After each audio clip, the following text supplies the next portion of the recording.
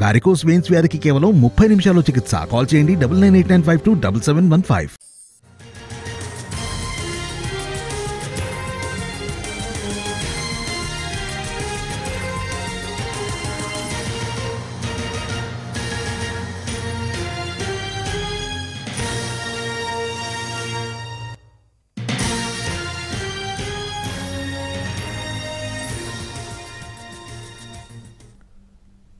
Rajahmundry rural నియోజకవర్గంలో TDP Janasena ఉమ్మడి అభ్యర్థి ఎవరు అనేది కలకలం రేగుతోంది.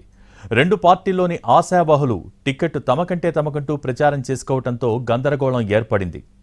రాజమండ్రి రూరల్ టికెట్ను టీడీపీ నుంచి ఎమ్మెల్యే గోరంట్ల బుచ్చయ్య చౌదరి, జనసేన పార్టీ నుంచి మాజీ ఎమ్మెల్సీ కందుల దుర్గేష్ ఆశిస్తున్నారు.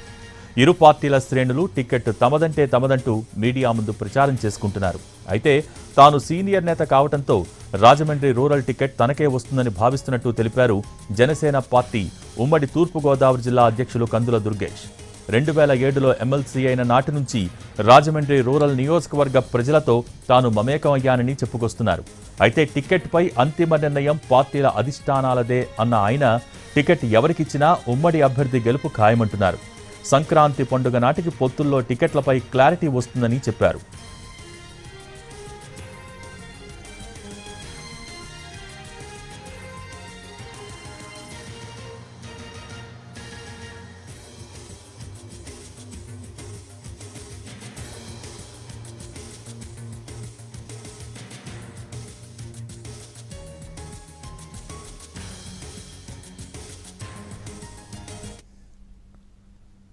ఇక ఈసారి సిట్టింగ్ ఎమ్మెల్యేలకే టికెట్ అంటూ టీడీపీ అధిష్టానం ప్రకటించిందని ఆ పార్టీ సీనియర్ నేత ఎమ్మెల్యే గోరంట్ల బుచ్చయ్య చౌదరి టికెట్పై ధీమాతో ఉన్నారు.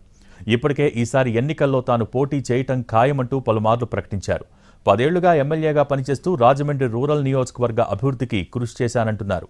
ప్రజాదరణ తనకే ఉందని చెబుతున్నారు.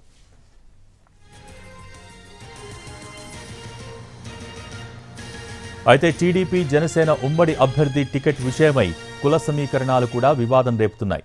తూర్పుగోదావరి జిల్లాలోని రాజమండ్రి రూరల్, రాజానగరం స్థానాలను టీడీపీ అధిష్టానం కమ్మ సామాజిక వర్గానికి కేటాయిస్తుంది. అయితే ఈసారి ఎన్నికల్లో పొత్తుల్లో భాగంగా జనసేన పార్టీ కూడా ఈ 2 స్థానాలని పట్టుబడుతోంది. నియోజకవర్గాలు ఏర్పడ్డ నాటి నుంచి తమకు కేటాయిస్తున్న స్థానాలు రెండింటిని జనసేనకు ఇస్తే తాము పోటీ చేసేది ఎక్కడ అంటూ టీడీపీలోని కమ్మ సామాజిక వర్గం ప్రశ్నిస్తోంది.